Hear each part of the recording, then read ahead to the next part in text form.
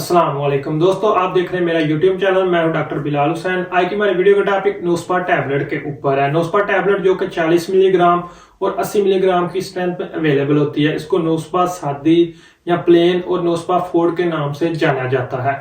इसमें जो active ingredient है वो ड्रोटावरीन है और इसका तल्लक एंटीस्पाज्मोडिक क्लास ऑफ मेडिसिन के साथ है। और किसी को मसल में स्पैज्म वगैरह का मसला आ रहा है तो उनमें हम इसको इस्तेमाल कर सकते हैं। स्मूथ मसल को रिलैक्स करने के लिए ड्रोटावरीन को इस्तेमाल किया जा सकता है। नोस्पा टैबलेट को मसल की जकड़न वगैरह में बहुत ज्यादा इस्तेमाल किया जाता है। तो आज की वीडियो में हम डिटेल के साथ इसके ऊपर बात करेंगे। जो लोग हमारे चैनल पर अभी नए हैं, चैनल को सब्सक्राइब कीजिए ताकि हमारी लेटेस्ट वीडियो आप तक पहुंचती रहे। तो बात करते हैं नोस्पा टैबलेट के यूजेस की। नोस्पा टैबलेट को ज्यादातर जिन लोगों को एब्डोमिनल पेन वगैरह का मसला होता है, पेट में मरोड़ और कह लें कि जकड़न और मसल में स्पैज्म की वजह से बहुत ज्यादा शदीद दर्द वगैरह का मसला आ रहा है, तो उन लोगों में इसको इस्तेमाल किया जा सकता है। इस तरह अगर किसी को गाल ब्लैडर में स्टोन की वजह से दर्द का मसला आ रहा है या गुर्दों में पथरी की वजह से बहुत ज्यादा दर्द का मसला आ रहा है, तो उन लोगों में भी इसको इस्तेमाल किया जा सकता है। इसी तरह लीवर की पेन में भी हम ड्रोटावरीन को इस्तेमाल कर सकते हैं।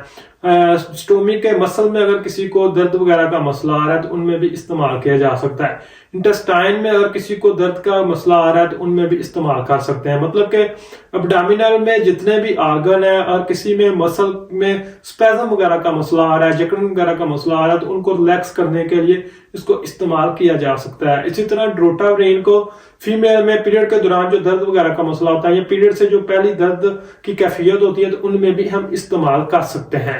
नोस्पा टैबलेट को प्रेगनेंसी में भी फीमेल में मोस्टली प्रिस्क्राइब किया जाता है, क्योंकि प्रेगनेंसी में जिन औरतों को पेट में दर्द वगैरह का मसला होता है तो उनमें इसकी लो डोज को इस्तेमाल किया जा सकता है। काफी अच्छा रिस्पॉन्स मिल जाता है। इसी तरह नोस्पा टैबलेट को जिन फीमेल का अबॉर्शन या मिसकैरेज वाला मसला होता है तो उनमें भी इस्तेमाल किया जा सकता है। उसमें इसको टैबलेट या इंजेक्शन दोनों फॉर्म में इस्तेमाल कर सकते हैं, क्योंकि ये सर्विक के जो मसल होते हैं उनको रिलैक्स करने में बहुत ज्यादा हेल्प करती है। रिलैक्स करने से यूट्रस का मुंह खुल जाता है, जिससे क्लींजिंग वगैरह करनी आसान हो जाती है और ऐसी कंडीशन में इसको मोस्टली इस्तेमाल करवाया जाता है। अब बात करते हैं नोस्पा टैबलेट के साइड इफेक्ट की। यहाँ पर एक पॉइंट मैं क्लियर करता जाऊं कि इस टैबलेट को ब्रेक करके या चबाकर नहीं खाना चाहिए, क्योंकि इसके ऊपर कोटिंग की होती है जो कि इंटेस्टाइन में इसके जाकर डिसॉल्व होता है। अगर आप इसको तोड़ कर खाएंगे तो मैदे में ये डिसॉल्व होगी और इसका जो असर है वो जाया हो जाएगा। तो इस पॉइंट को जरूर अपने ज़हन में रखें। तो इसके साइड इफेक्ट की बात करें तो इसके इस्तेमाल से उल्टी मतली की कैफियत हो सकती है, गनूदगी वगैरह का मसला हो सकता है, बीपी लो हो सकता है। इस तरह इसके इंजेक्शन को अगर आप इस्तेमाल कर रहे हैं तो जिस जगह पर इंजेक्शन इंजेक्ट हो रहा है वहां पर दर्द वगैरह का मसला भी हो सकता है। तो बात करते हैं नोस्पा टैबलेट की डोज की। इसकी अगर आप 40 मिलीग्राम की डोज इस्तेमाल कर रहे हैं या 80 मिलीग्राम की डोज इस्तेमाल कर रहे हैं तो इसको सुबह और शाम 2 वक्त में इस्तेमाल किया जा सकता है। लेकिन कुछ केसेस में इसकी डोज को दिन में 1 मरतबा इस्तेमाल किया जाता है।